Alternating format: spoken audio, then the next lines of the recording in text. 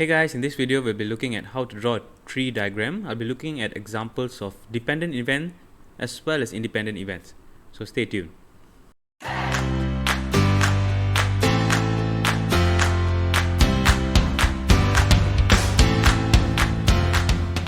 First, let's look at it generally.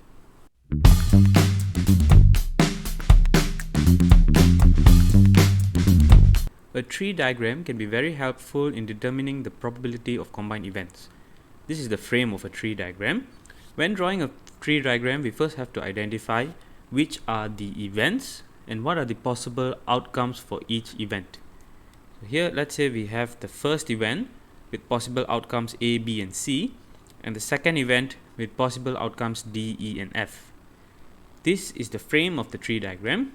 You can see we start from a singular point and then it branches out, and therefore it is called a tree diagram. So it branches out to the number of outcomes in the first event. The first space here is for the first event, and these spots here depend on the number of outcomes. For our first event, we have 3 outcomes, and therefore we have 3 branches, 1 for each outcome. And then the second space here is for the outcomes of the second event. So if you can see here, the second event has 3 possible outcomes too. But when we draw the branch for the second event, we have to start from the tip of the branch of the first event.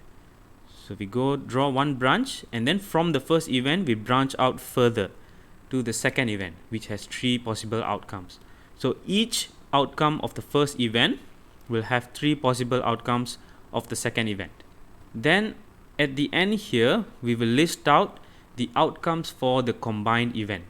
So let's use this example and fill in the tree diagram. The first event, possible outcomes are A, B, or C. So we put A, B, and C at the tip of the branch. And then branching out into the second event, we have D, E, and F. Let's say outcome A has happened for the first event. After outcome A has happened, the possible outcomes of the second event are D, or E, or F. And the same applies to B and C as well. So for the combined event outcomes, this is how we write it. We normally use a bracket, and then we use a comma to separate the outcomes of the first event and the second event. So if we follow the branch here, the first event, the outcome was A, the second event outcome was D. The outcome of the combined event will be A, D, and so on. So this is the tree diagram where we fill in the possible outcomes for the first event and the second event. But we are not done here. Now it's time to fill in the probability. The probability for each event is written on the branch. So for example, in this branch, we will write the probability of outcome A happening. And here will be the probability of B happening, and this is the probability of C happening, and so on. Once we go on to the second event, the same thing follows. The branch that is leading to the outcome will have the probability of that specific outcome.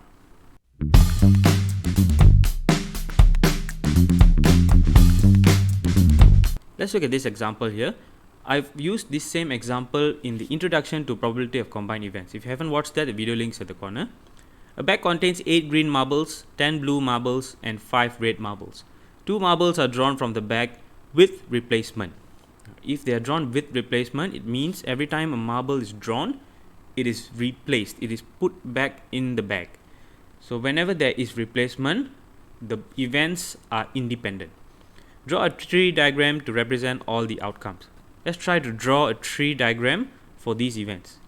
The first thing we need to do is identify which are the events.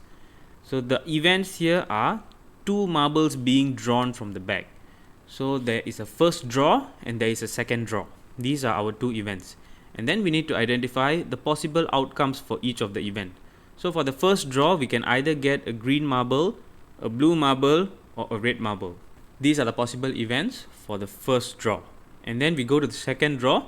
For the second draw, we have the same possible outcomes. We can get either a green marble, a blue marble, or a red marble. Now we've identified our events and the possible outcomes for each event, we are ready to construct the tree diagram. So the first draw, these are the possible outcomes: G, B, or R, green, blue, or red. Then we branch out to the second event, which is the second draw. The second draw, the outcomes are the same: either green or blue or red, for each of the outcomes of the first event. Now that we've done this, we can write the outcomes of the combined event. So we have GG, GB, GR, and so on. This is the combined event. Once we've done that, all that's left to do is write the probability on the branches. So the probability of drawing a green marble on the first draw here is 8, because there are 8 green marbles out of the total number of marbles, which is 23. I've done a video to explain this formula. The video link is at the corner.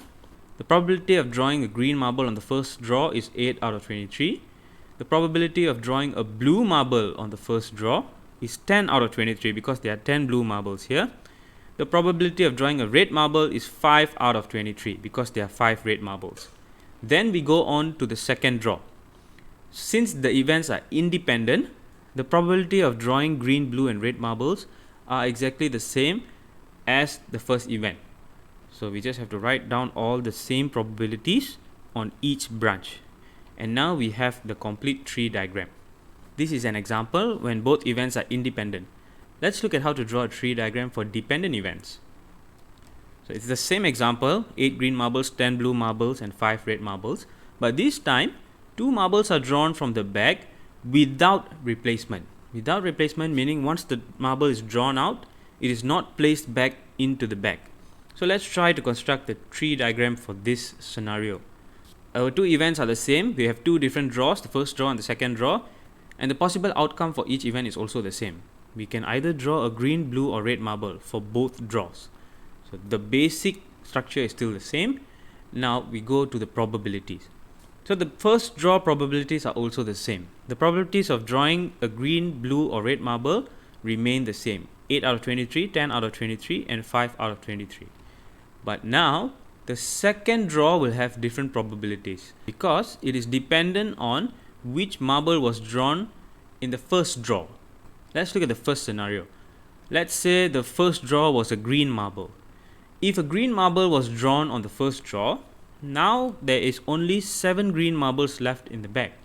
Initially there were 8. After drawing 1 green marble, there would only be 7 left. And therefore, the probability of drawing a green marble on the second draw would now be 7 out of a total of 22 marbles in the bag. So the probability is 7 out of 22. The probability of drawing a blue marble after drawing a green marble would be 10. There are 10 blue marbles, but this time there are only 22 marbles left in the bag. And for red, it would be 5 out of 22. Now let's say we drew a blue marble first, not a green marble. So this time, instead of 10 blue marbles, there are only 9 blue marbles that are remaining. And therefore, the probability of drawing a green marble on the second draw would be 8 out of 22. But the probability of drawing a blue marble would be 9 out of 22. And red marble would be 5 out of 22. So we do the same thing for a red marble. Let's say a red marble was drawn on the first draw. Now, instead of 5 red marbles, there are only 4 red marbles left. And therefore, the probability of drawing a green marble after drawing a red marble would be 8 out of 22. And the probability of drawing a blue marble after drawing a red marble would be 10 out of a total of 22. And the probability of drawing a red marble would be 4 out of 22. And this is how we draw a tree diagram for drawing anything without replacement. That's it for this video, guys. If you've learned something, please do help me by hitting the like button. And if you haven't subscribed yet, please do subscribe. I'll be producing at least 1 video a week. I'll see you in the next video.